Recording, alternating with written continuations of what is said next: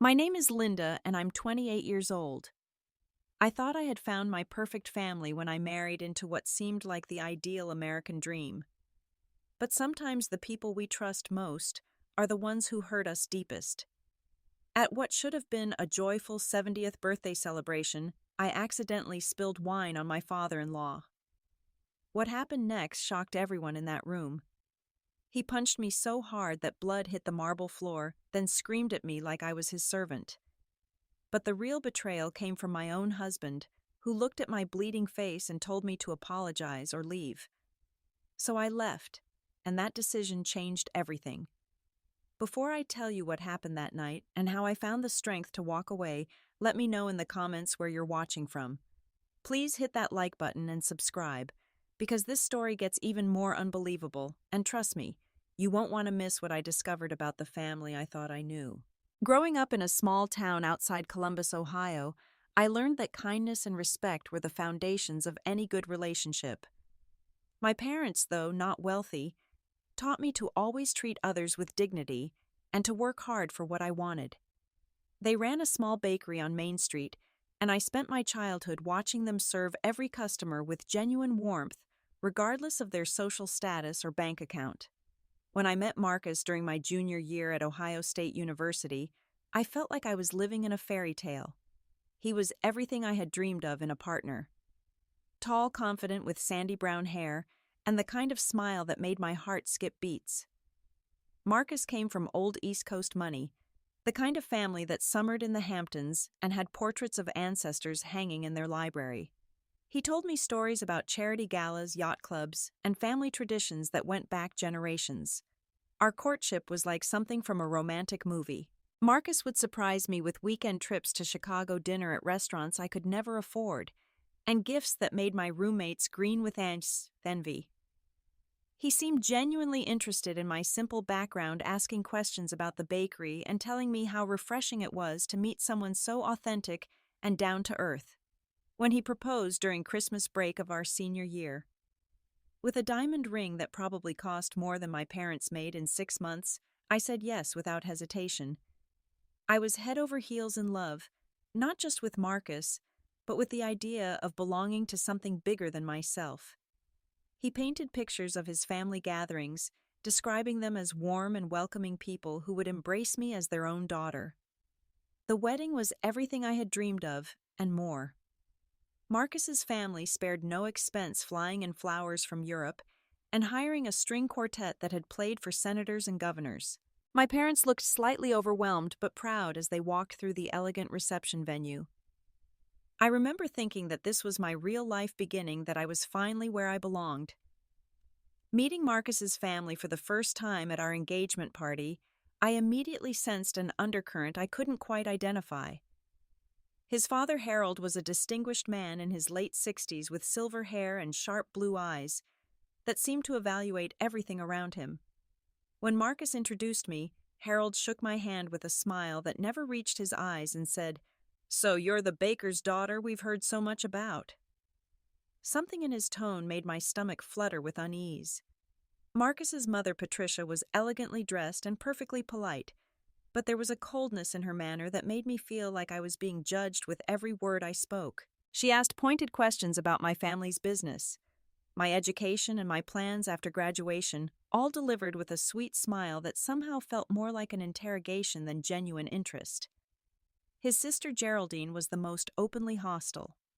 She made comments about how different I was from Marcus's previous girlfriends, mentioning prep school connections and family names I didn't recognize. When I tried to contribute to conversations about art or literature, she would give me condescending looks and explain concepts as if I were a child who couldn't possibly understand such sophisticated topics. Despite these red flags, I was determined to win them over. I convinced myself that they just needed time to get to know the real me. I spent hours researching topics they might find interesting, practiced discussing current events and cultural subjects, and even took etiquette classes to make sure I wouldn't embarrass Marcus at family functions. Throughout our first year of marriage, I threw myself into being the perfect daughter-in-law. I cooked elaborate meals when they visited, always ensuring Harold's steak was exactly medium rare, and Patricia's tea was served in her preferred china. I bought thoughtful gifts for every occasion, remembered birthdays and anniversaries, and never missed an opportunity to compliment Patricia on her decorating or Harold on his business acumen. When Harold's 70th birthday invitation arrived on cream-colored cardstock with gold embossing, I saw it as my golden opportunity. This would be the event where I finally proved myself worthy of their family name. I had been married to Marcus for almost 2 years, and I was tired of feeling like an outsider looking in. This party would be my chance to show them that I belonged, that their son had made the right choice in marrying me. The moment that invitation arrived, I threw myself into preparation mode with an intensity that surprised even Marcus. For 3 weeks, I researched everything I could about wine pairings, studying Harold's preferences, and learning about the vintage bottles he collected. I spent hours at the library reading about his business interests, memorizing names of his associates, and recent deals he had closed. I even enrolled in a weekend cooking class, specifically to learn how to prepare Harold's favorite appetizers. The instructor, a chef from an upscale restaurant downtown, taught me how to make perfect beef Wellington bites and salmon tartare on cucumber rounds. I practiced these recipes until I could make them blindfolded, determined that every detail would be flawless. Shopping for the perfect outfit became a mission in itself. I visited every upscale department store in Columbus, trying on dozens of dresses before settling on a navy blue cocktail dress that was elegant but not flashy, expensive but not ostentatious. I had my hair professionally styled in an updo that Patricia had once complimented, and I even splurged on a manicure to ensure my hands looked perfect while serving drinks and appetizers. Marcus coached me on family expectations during our drive to the estate. He reminded me which topics to avoid, which relatives were going through divorces, and which business associates Harold was trying to impress. He seemed nervous himself, which should have been another warning sign, but I interpreted it as him wanting the evening to go perfectly for his father's sake. Arriving at the family estate always took my breath away. The sprawling colonial mansion sat on 50 acres of manicured grounds with a circular driveway lined by ancient oak trees. Tonight, the entire property was illuminated with elegant lighting, and valets were stationed to park the guests' luxury vehicles. As we walked up the stone steps to the front entrance, I felt a mixture of excitement and intimidation. The interior was decorated with fresh flower arrangements that probably cost more than most people's monthly rent. Crystal glasses sparkled on silver trays, and the dining room table was set with china that had been in Harold's family for generations. Everything was perfect, exactly the kind of sophisticated gathering I had dreamed of being part of. The guest list included Harold's business partners, country club friends, and extended family members I had met only briefly at our wedding. These were people who owned vacation homes in multiple states, whose children attended prestigious boarding schools, and who spoke casually about investments and charitable foundations as if everyone had millions to donate. During the early part of the evening, I felt cautiously optimistic. Several guests complimented the appetizers I had prepared, and I overheard Patricia telling her sister that the salmon tartare was restaurant quality. I moved through the party with practiced grace, refilling wine glasses, ensuring everyone had what they needed, and engaging in polite conversation about safe topics like the weather and the beautiful decorations. Harold was in his element, holding court in the library with his closest business associates. He told stories about his early days building his construction empire, his voice carrying that particular authority that comes from decades of success. I noticed how other men deferred to him, laughing a little too loudly at his jokes, and nodding earnestly at his opinions about market trends and political developments. During one conversation, I overheard Harold discussing the importance of maintaining certain standards in business and personal relationships. He mentioned how some people understood their proper place in society, while others needed to be reminded of appropriate boundaries. When he said this, his eyes found mine across the room, and something in his expression made my skin crawl. I spent much of the evening essentially working as unpaid staff, which didn't bother me at the time, because I saw it as contributing to the family's success. While Patricia sat with her friends discussing their upcoming charity luncheon, I was in the kitchen arranging fresh flower centerpieces and making sure the serving platters remained full and attractively presented. Marcus seemed pleased with how smoothly everything was going. He squeezed my hand when we passed each other in the hallway and whispered that his father seemed to be having a wonderful time. I felt proud that I was contributing to Harold's special day, believing that my efforts were finally being noticed and appreciated by the family I so desperately wanted to accept me. The moment that changed everything started so innocently. I was carrying a silver tray holding Harold's favorite vintage wine, a bottle he had been saving for this special occasion. The burgundy liquid caught the light from the crystal chandelier as I moved carefully through the crowded living room, conscious of the expensive Persian rugs beneath my feet and the priceless antiques surrounding me on all sides. Harold was standing near the fireplace, gesturing animatedly as he told a story about acquiring a prime piece of real estate in downtown Boston. His audience of business associates hung on every word, their faces showing the kind of respect reserved for men of Harold's wealth and influence. I approached the group carefully, waiting for an appropriate pause in the conversation to offer refills. The living room layout had seemed so familiar during my previous visits, but tonight it felt different with 50 guests milling around. Furniture had been rearranged to accommodate conversation areas, and people were standing in places I didn't expect. I had navigated this path dozens of times during the evening without incident, my confidence growing with each successful trip from the kitchen to the various guest areas. Edward Thompson, one of Harold's longtime business partners, had been engaged in an intense conversation with two other men about upcoming zoning changes in the city. As I approached Harold's group, Edward suddenly stepped backward from his conversation, apparently trying to get a better view of some documents another guest was showing him. He moved directly into my path, without looking, his shoulder connecting with my arm, just as I was lifting the wine glass from the tray. Time seemed to slow as I watched the crystal glass fly through the air.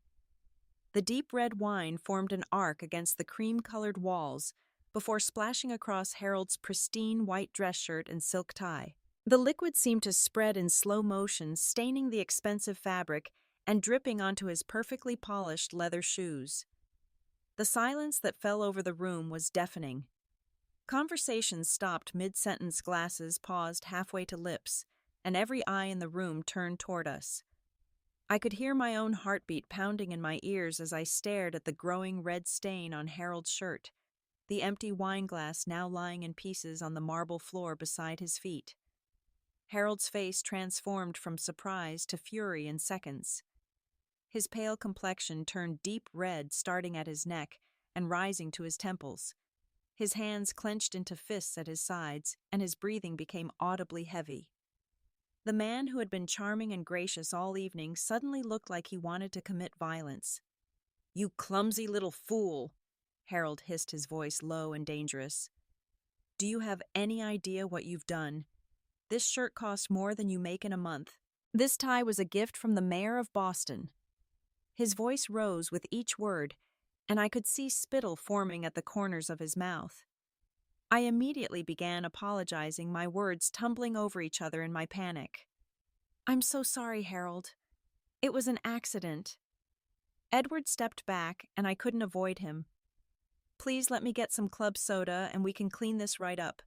I'm sure the stain will come out if we act quickly." But Harold wasn't listening to my apologies. His fury was building, and I could see something dangerous in his eyes. "Accident," he screamed, his voice echoing off the high ceilings. "Accidents happen when people are careless and stupid. Accidents happen when people don't know their place or how to behave around their betters." I grabbed cocktail napkins from a nearby table and tried to approach him to help clean the wine, but Harold backed away from me as if I were carrying a disease. "Don't you dare touch me with your clumsy hands," he snarled. "You've done enough damage for one evening." The guests stood frozen, their faces showing shock and discomfort, but no one moving to intervene or defend me. Patricia had her hand pressed to her chest in horror, not at her husband's behavior, but at the scene being created at her perfect party. Geraldine was whispering something to her husband, and I caught enough to know she was blaming me for being careless around valuable items. Then Harold said something that should have been my first clue about what was really coming. I should have known better than to let the help handle expensive items. Some people just don't understand the value of quality things. He wasn't even looking at me anymore, but addressing his guests as if I weren't standing right there. "Harold, please," I said, my voice shaking. "I understand you're upset, but calling me the help isn't fair. I'm your daughter-in-law, and this was genuinely an accident. Edward can tell you that he stepped backward into me." That's when Harold's control finally snapped completely. His face contorted with rage, and he took a step toward me that made several guests gasp. "Daughter-in-law," he screamed. "You're a baker's daughter who got lucky enough to trick my son into marriage. You'll never be anything more than hired help in this family." I stood there in shock, wine staining my own dress, now surrounded by 50 people who were witnessing this verbal assault. The man I had spent 2 years trying to please, whose approval I had desperately sought, was showing me exactly what he really thought of me. And the worst was yet to come. What happened next will be burned into my memory forever. Harold's face was twisted with rage. His expensive shirt ruined his perfect party, disrupted by what he saw as my incompetence. The room full of his business associates and family friends watched in stunned silence as this wealthy, respected man prepared to show his true character. "You stupid little maid," Harold snarled, stepping closer to me. "I've tolerated you for 2 years watching you play dress-up and pretend you belong in this family. But you'll always be nothing more than hired help who doesn't know how to handle quality items." I was still holding the empty silver tray wine stains on my navy dress, surrounded by broken crystal at my feet. "Harold, I'm truly sorry about your shirt," I said, trying to keep my voice steady. "But I'm not hired help. I'm your son's wife, and I deserve to be treated with basic respect." That's when he completely lost control. Harold's right hand came up fast, and before I could even process what was happening, his fist connected with the left side of my face with shocking force. The impact sent me stumbling backward, the silver tray clattering to the floor as I tried to catch myself against a nearby chair. The pain was immediate and overwhelming. I could taste blood in my mouth, and my vision blurred from the impact. I reached up to touch my face and felt the warm wetness spreading from my nose. When I looked at my fingers, they were covered in bright red blood that dripped onto the marble floor with soft, pattering sounds. The room erupted in gasps and shocked exclamations. I heard Patricia scream, though I couldn't tell if it was from horror at the violence or embarrassment at the scene being created. Several women covered their mouths in shock, and I saw at least 2 men step forward as if to intervene before apparently thinking better of it. Harold stood over me, his chest heaving with exertion and rage, his ruined shirt forgotten now. "Clean up this mess," he commanded, his voice cold and controlled again. "And then get my shirt to the dry cleaner immediately. I don't care if you have to drive there yourself tonight." Blood was running down my face and dripping onto my dress, but Harold showed no remorse whatsoever for what he had just done. If anything, he seemed satisfied that he had finally put me in what he considered my proper place. He looked around at his shocked guests and straightened his shoulders as if he had just handled an unruly employee rather than assaulted his daughter-in-law. I stood there in complete disbelief, one hand pressed to my bleeding nose, staring at this man who had just committed assault in front of 50 witnesses. The physical pain was nothing compared to the emotional devastation of realizing that this was how Harold truly saw me. Not as family, not even as a human being deserving of basic dignity, but as a servant who had gotten above her station. The guests were murmuring among themselves, clearly uncomfortable, but not one person stepped forward to condemn what they had just witnessed. These people, who claimed to be pillars of society, who attended charity galas and donated to worthy causes, were willing to stand by and watch a woman be physically assaulted without saying a word. But the worst part was still coming. Through my pain and shock, I looked around the room for Marcus, expecting my husband to rush to my defense to confront his father for laying hands on his wife. I needed him to be my protector, my advocate, the man who had vowed to love and honor me above all others. When I finally spotted Marcus across the room, he was standing near the entrance to the dining room, his face pale but his expression unreadable. Our eyes met across the crowded space, and I saw something in his face that made my blood run cold. It wasn't shock or outrage at his father's behavior. It wasn't concern for my injuries or fury at seeing his wife assaulted. It was embarrassment. Marcus was embarrassed by me by the scene I had supposedly caused by the disruption to his father's perfect party. As I stood there bleeding, surrounded by broken glass and wine stains, watching my husband's reaction to seeing me physically assaulted by his father, I realized that my fairy tale marriage had been nothing but a beautiful lie. The family I had desperately wanted to join had never seen me as anything more than an outsider who needed to be controlled and kept in her place. Marcus finally approached me, stepping carefully around the broken glass and wine stains on the marble floor. I watched his face as he got closer, desperately hoping to see concern, anger on my behalf, or any sign that he was going to stand up for his wife who had just been physically assaulted by his father. Instead, Marcus's first words to me were, "Linda, you need to apologize to my father right now." His voice was low but firm, and he was looking at me with an expression I had never seen before. It was disappointment mixed with frustration, as if I were a child who had misbehaved at an important event. I stared at him in disbelief, blood still trickling from my nose onto my ruined dress. "Apologize," I whispered, my voice barely audible above the murmur of shocked guests. "Marcus, your father just punched me in the face. I'm bleeding. He assaulted me in front of all these people." Marcus glanced around at the watching crowd, his face flushing with what I now realized was embarrassment rather than outrage. "You spilled wine all over him at his own birthday party," he hissed under his breath. "You embarrassed him in front of his business associates and friends. The least you can do is take responsibility for your carelessness." The words hit me harder than Harold's fist had. My own husband, the man who had promised to love and protect me, was blaming me for being assaulted. He was more concerned about his father's stained shirt than his wife's bloody face. "It was an accident," I said, my voice growing stronger despite my shock. Edward stepped backward into me. I couldn't have avoided it. And even if I had deliberately thrown wine at him, that wouldn't justify what he did to me. Marcus's expression hardened. "You're being dramatic, Linda. He barely touched you.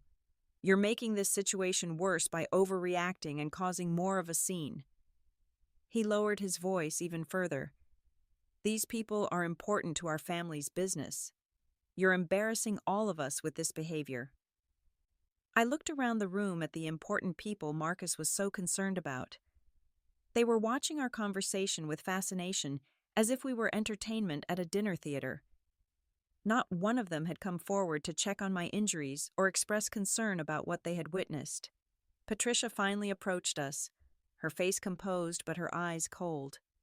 "Linda, dear," she said in a voice that dripped with false sweetness, "perhaps you should clean yourself up and help the staff with the mess you've made. We have guests to think about." Even Marcus's mother was treating me like hired help who had gotten out of line. The woman who had welcomed me into the family with carefully orchestrated politeness was now showing her true feelings about my place in their hierarchy. Geraldine joined the family conference, her voice carrying that condescending tone I had learned to hate. "Really, Linda, you should be more careful around Father's valuable things. Some of those wine glasses are antiques. I hope you understand that you'll need to replace anything that was broken." I stood there surrounded by my husband's family blood on my face, listening to them blame me for my own assault while worrying about replacing broken crystal. The man I had married was nodding along with his mother and sister, apparently agreeing that I was the problem in this situation. "I want you to apologize to my father," Marcus said again, his voice taking on an edge of command. "You ruined his birthday celebration with your carelessness, and you owe him that much respect." When I didn't respond immediately, Marcus stepped closer and spoke directly into my ear. "Linda, I'm serious about this. You need to go over there right now and tell him you're sorry for what happened. Tell him you'll pay for his shirt and the broken glasses and promise to be more careful in the future." I looked across the room at Harold, who was accepting sympathy and clean towels from his guests while casting angry glances in my direction. The man who had just committed assault was being treated like the victim while I was expected to apologize for bleeding on his floor. That's when Marcus delivered his ultimatum. His voice was quiet, but absolutely firm, and his words changed everything between us forever. Linda, you have a choice to make right now. You can do the right thing and apologize to my father for embarrassing him at his own party, or you can continue being stubborn and dramatic. But if you choose to keep making a scene, then you need to leave. I won't have you disrupting this celebration any further. I stared at my husband in complete shock. He was giving me an ultimatum: apologize to the man who had assaulted me, or leave his family's home. There was no third option where Marcus stood by his wife, defended my dignity, or acknowledged that his father's behavior was completely unacceptable. Looking into Marcus's eyes, I saw a stranger. This wasn't the man who had courted me with romantic dinners and promised to love me forever. This was someone who valued his family's approval more than his wife's safety, who cared more about maintaining peace with his father than protecting the woman he had married. The choice he was offering me wasn't really a choice at all.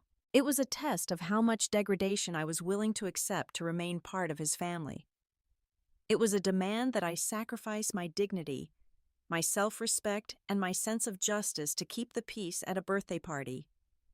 Standing there with blood on my face, surrounded by people who had just watched me be assaulted and were now demanding I apologize for it, something fundamental shifted inside me. It was like a fog lifting from my mind, allowing me to see clearly for the first time in 2 years. I looked at my reflection in the mirror hanging on the nearby wall. My carefully styled hair was disheveled. My makeup was smeared with blood, and my expensive dress was stained with wine. But what I saw in my eyes wasn't the defeated expression of a victim. It was the awakening strength of a woman who had finally realized her own worth. The person staring back at me deserved better than this treatment. She deserved a husband who would protect her, a family that would respect her, and a life where accidents weren't met with violence. She deserved to be valued for who she was, not diminished to make others feel superior. I turned away from the mirror and faced Harold, who was still accepting sympathy from his guests while glaring at me expectantly. My voice, when I found it, was steady and clear despite the blood and pain. "Harold," I said loud enough for everyone in the room to hear me clearly, "what you did to me tonight was assault. Spilling wine on your shirt, even if it had been intentional, would never justify putting your hands on another person. You are a 70-year-old man who just punched a woman half your size because she accidentally stained your clothing." The room fell completely silent. Harold's face began to redden again, but I wasn't finished speaking. "I will not apologize for being the victim of your violence." I continued, my voice growing stronger with each word. "I will not pretend that this was somehow my fault. And I will not stand here and be treated like a servant who forgot her place in your household." I turned to address the room full of witnesses. All of you saw what happened here tonight. You watched a man assault his daughter-in-law over spilled wine, and not one of you said a word. You're all complicit in what happened here. Patricia gasped at my audacity, and several guests began murmuring among themselves. Harold took a step toward me, his fists clenched again, but I stood my ground. "And you?" I said, turning to face Marcus. "You are supposed to be my husband, my partner, my protector. Instead, you stood there and watched your father hit me, then demanded that I apologize to him for bleeding on his floor." Marcus's face was pale, and I could see panic in his eyes as he realized I wasn't going to back down. "Linda, please," he whispered. "Let's discuss this privately. You're upset and not thinking clearly." "I'm thinking more clearly than I have in 2 years," I replied. "I'm thinking clearly enough to realize that this marriage has been built on lies and false promises. I'm thinking clearly enough to understand that I will never be anything more than a convenient scapegoat in this family." I walked across the room to where my purse and coat were hanging, my heels clicking on the marble floor in the otherwise silent room. Every eye followed my movement, but I held my head high despite the blood and pain. "I will not apologize for being assaulted," I announced to the room. I will not accept being treated as less than human, and I will not remain in a marriage where my husband values his father's approval more than his wife's dignity and safety. Harold's voice followed me as I gathered my belongings. "You ungrateful little nobody," he snarled. "You should be thankful that my son rescued you from your pathetic little life. You'll never find anyone else willing to put up with your attitude." I turned back to face him one final time. "You're right about one thing, Harold. I am ungrateful. I'm ungrateful for the privilege of being your verbal and physical punching bag. I'm ungrateful for the opportunity to be treated like hired help in my own marriage. And I'm ungrateful for the chance to pretend that any of this is normal or acceptable." Marcus made one last desperate attempt to salvage the situation. "Linda, if you walk out that door, don't expect me to come running after you. This is your choice, and you'll have to live with the consequences." I looked at my husband, this man I had loved so completely, and felt nothing but pity for him. "Marcus, I've been living with the consequences of marrying into this family for 2 years. Tonight, for the first time, I'm making a choice that puts my dignity and self-respect first." I walked through the crowd of shocked guests past the broken crystal and wine stains, past the family that had never truly accepted me, and out the front door of that mansion forever. Behind me, I could hear the eruption of voices as 50 people began discussing what they had just witnessed. The cool night air hit my bloody face as I walked down those stone steps for the last time. My hands were shaking as I searched for my car keys, but not from fear or regret. I was shaking from the adrenaline of finally standing up for myself, of finally choosing my own worth over someone else's approval. As I drove away from that estate, watching the lights fade in my rearview mirror, I felt something I hadn't experienced in years. Despite the pain and uncertainty ahead, despite the complete upheaval of my life, I felt free. For the first time since I had married Marcus, I was choosing my own path forward. The first person I called was my friend Paula, who had been my roommate in college before I got married. It was nearly midnight when I knocked on her apartment door, blood still crusted on my face and wine stains covering my dress. The look of horror on Paula's face when she saw me confirmed just how bad I looked. "Oh my God, Linda," she gasped, pulling me inside immediately. "What happened to you? Do we need to call the police? Do you need to go to the hospital?" I collapsed onto her couch and told her everything that had happened at the party. Paula listened in growing outrage, bringing me ice packs for my swollen face and cleaning supplies for my injuries. When I finished my story, she was practically vibrating with anger. "That man assaulted you," she said firmly, "in front of 50 witnesses. And your husband sided with him. Linda, you need to file police reports immediately. This isn't something you just walk away from." Paula helped me document my injuries with photographs, her hands gentle as she cleaned the dried blood from my face. She insisted on taking me to the emergency room to make sure my nose wasn't broken, and the attending physician confirmed that I had suffered significant trauma but no permanent damage. The next morning brought a barrage of phone calls from Marcus. At first, he was angry and demanding, insisting that I return home immediately and apologize to his family for the scene I had caused. His voice on Paula's answering machine was cold and accusatory, blaming me for ruining his father's birthday and embarrassing the entire family. "Linda, you've made your point," one message said. "Now it's time to stop being childish and come home. We can work through this if you're willing to be reasonable and admit your part in what happened." When I didn't respond to his angry messages, Marcus's tone began to change. The demands became pleas. The accusations became bargaining attempts. He called Paula's number dozens of times, leaving increasingly desperate voicemails, promising that things would be different if I would just come back and give him another chance. Patricia called twice, her voice maintaining that same artificially sweet tone she had always used with me. She suggested that I was overreacting to what she called a family disagreement, and implied that my behavior was causing unnecessary drama for everyone involved. Geraldine's single phone call was typically condescending. She informed me that I was being selfish and immature, that family relationships required compromise and forgiveness, and that I was throwing away a good marriage over a minor incident that had been blown out of proportion. Harold never called at all, which told me everything I needed to know about his feelings regarding what had happened. As far as he was concerned, he had done nothing wrong in assaulting me, and he felt no need to apologize or make amends. After 3 days of constant phone calls and messages, I made the decision that would change everything.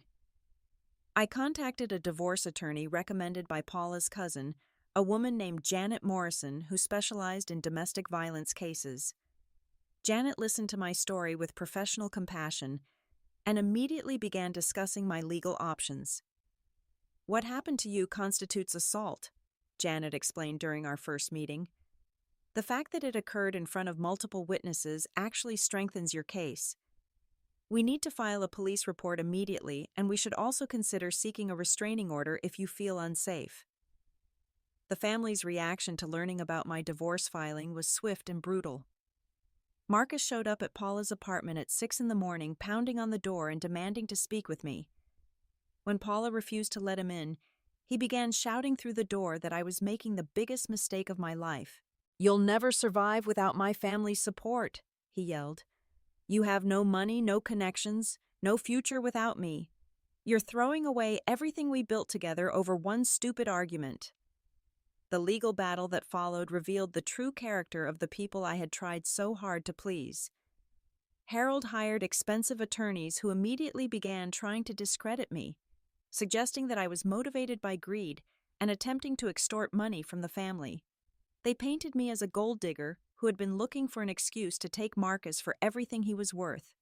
Patricia gave a deposition describing me as unstable and prone to dramatic outbursts, claiming that I had always been jealous of the family's wealth and social standing. She suggested that I had deliberately caused the wine incident to create drama and justify leaving Marcus for a larger divorce settlement. Even more shocking was their attempt to rewrite what had happened that night. Harold's lawyers claimed that he had merely tried to steady me when I stumbled after spilling the wine, and that my injuries were the result of my own clumsiness rather than his deliberate assault. They produced character witnesses who swore that Harold was a gentleman who would never hurt anyone. But they had underestimated both my determination and the power of truth. Several guests from the party, uncomfortable with what they had witnessed, came forward to give honest statements about Harold's violent behavior.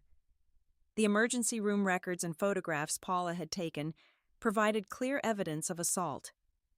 Most importantly, I discovered an inner strength I never knew I possessed.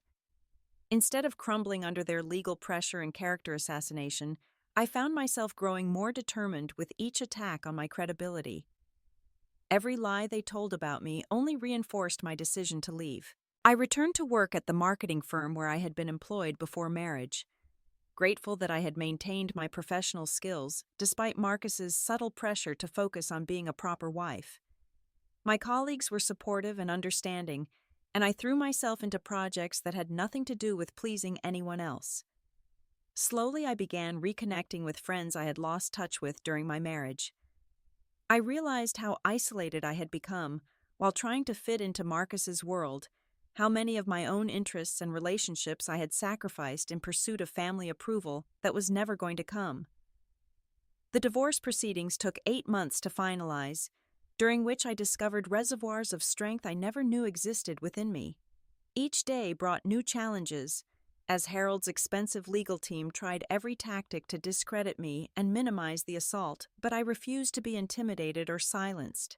The most difficult part wasn't the legal battles or the financial uncertainty. It was the slow, painful process of rebuilding my identity after years of trying to be someone I wasn't.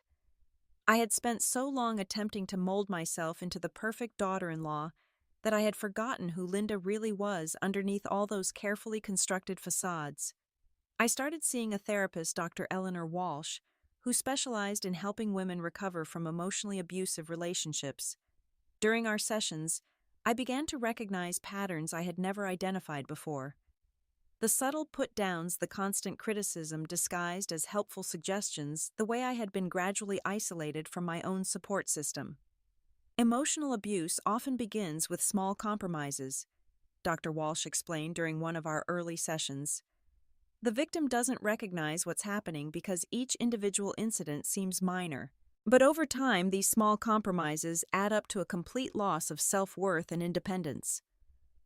I realized that Harold's physical assault hadn't been an isolated incident of lost temper. It had been the inevitable escalation of 2 years of psychological manipulation and control. The wine spilling had simply provided him with what he saw as justification for showing me my true place in his family hierarchy. Through therapy, I also came to understand Marcus's role in the abuse. His failure to protect me wasn't weakness or cowardice, it was complicity. He had benefited from his family's treatment of me because it maintained the power structure that kept him comfortable and secure. As the months passed, I watched my ex-husband's attempts to win me back transform into bitter resentment. When Marcus realized that I wasn't going to be intimidated or bought off, his true character emerged. The charming man who had swept me off my feet revealed himself to be someone who expected absolute compliance from his wife and couldn't handle being challenged or held accountable. The final divorce settlement was fair but not generous. I walked away with enough money to start over, but not enough to be comfortable. More importantly, I walked away with my dignity intact and my future in my own hands. 6 months after the divorce was finalized, I made a decision that surprised everyone, including myself. I moved back to Ohio to be closer to my parents and the community where I had grown up. The small-town values I had been embarrassed by during my marriage suddenly seemed like treasures worth returning to. My parents welcomed me home without judgment or questions, simply grateful to have their daughter back. Working in their bakery again reminded me of the satisfaction that comes from honest work and genuine human connections. Our customers weren't impressed by designer labels or family pedigrees. They cared about the quality of our bread and the warmth of our service. I also began volunteering at a local women's shelter, using my experience to help other women recognize the signs of abuse and find the courage to leave dangerous situations. Many of the women I counseled had stories similar to mine, though their circumstances were often more immediately dangerous than what I had experienced. The hardest part, I would tell them, isn't leaving. It's believing that you deserve better. Once you truly understand your own worth, the choice becomes clear. One woman, Dorothy, reminded me so much of my younger self that it was painful. She was married to a wealthy businessman who controlled every aspect of her life while maintaining a public image as a devoted husband. Her breakthrough came when she realized that love doesn't require you to disappear. Through my volunteer work, I met Janet again, the attorney who had helped me through my divorce. She offered me a position as a victim advocate in her practice, helping other women navigate the legal system during their own escapes from abusive relationships. "You have something special to offer," Janet told me. "You understand what these women are going through from the inside, but you also have the strength to show them that there's life after abuse." A year after my divorce, I received an unexpected phone call from Edward Thompson, the business associate whose accidental bump had started the chain of events that changed my life. He had been troubled by what he witnessed that night and wanted to apologize for not speaking up when Harold assaulted me. "I've regretted my silence every day since that party," Edward told me. "What happened to you was wrong and I should have said something at the time. I want you to know that several of us have distanced ourselves from Harold's business dealings because of what we saw that night." His call reminded me that good people exist even in circles where power and wealth sometimes corrupt basic human decency. It also confirmed that my decision to speak truth publicly had consequences beyond my own liberation.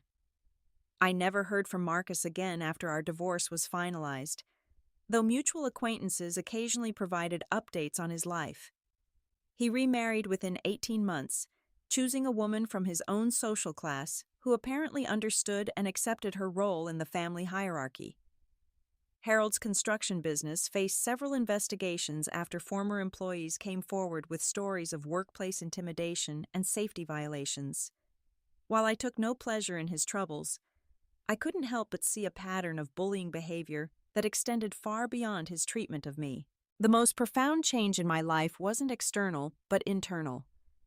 I had learned the difference between being loved and being controlled, between being valued and being tolerated, between compromise and complete capitulation. I had discovered that my worth as a human being wasn't determined by other people's approval or acceptance. 3 years after that terrible night, I met Robert, a high school teacher whose kindness and respect for me felt revolutionary after my experience with Marcus's family. Robert was impressed by my strength, not threatened by it. He encouraged my advocacy work and celebrated my independence rather than trying to diminish it. When Robert eventually proposed, he did so as an equal partner, asking me to join him in building a life together, not as a man offering to rescue me from my circumstances. The difference between his proposal and Marcus's felt like the difference between genuine love and elaborate possession. Standing here today, I can honestly say that Harold's assault was the worst thing and the best thing that ever happened to me. It was devastating in the moment, but it forced me to confront truths about my marriage and myself that I might have spent years avoiding. I learned that some people will never accept you no matter how much you sacrifice to please them.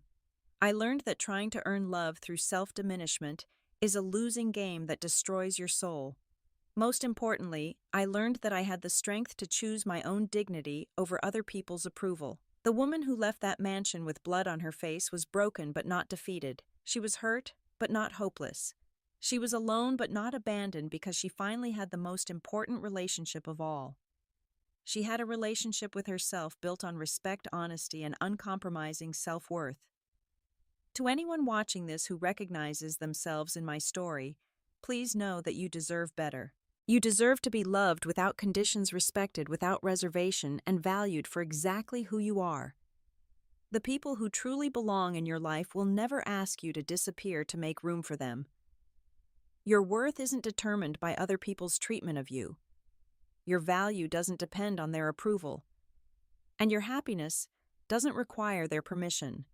Sometimes the most loving thing you can do for yourself is walk away from people who refuse to see your true worth. Thank you for letting me share my story with you. If this resonated with you, please let me know in the comments what you think I should have done differently, or share your own experiences with standing up for yourself in difficult family situations. Don't forget to like this video if it helped you in any way, and subscribe to hear more stories about finding strength in the most challenging moments of life. Share this with someone who might need to hear that they're worth more than they're being told. Remember, the most important relationship you'll ever have is the one with yourself. So make sure it's built on love, respect, and truth. Wishing you all the courage to choose your own worth and the wisdom to know you deserve nothing less than genuine love and respect.